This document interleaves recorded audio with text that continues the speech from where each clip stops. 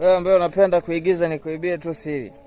Yaani ukitaka utoboe kabisa ufahamike mapema au uwe mwigizaji bora, cha kwanza unatakiwa kuwa unavaa uhusika. After pili unafanya vitu vyenye uhalisia. Sio kama una test eti unafanya kabisa mtu anaona huyu jamaa anaigiza huyu. Hapana, yaani unatakiwa unafanya kitu chenye uhalisia. Hali ya kwamba ni unakifanya kweli kweli wakati kumbe ni unaigiza. Hata mtu akiangalia kazi yako anaweza kaipenda akasema da, kwa hiyo jamaa ana kitu anajua. Unaona bana?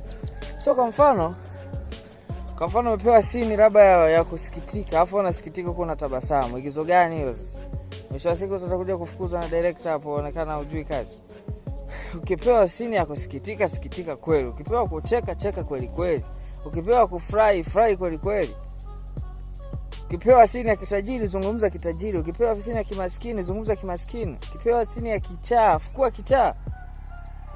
Hapo utavuna matunda ya uigizaji. Japo mimi sio mwigizaji ila waga naona wanafanya hivyo. Ndio ndo siri nayo kuibia wewe ambaye unapenda kuwa mwigizaji. Lakini kama unaona uwezi hiyo vitu, tafuta kazi nyingine, tuachana nayo hiyo.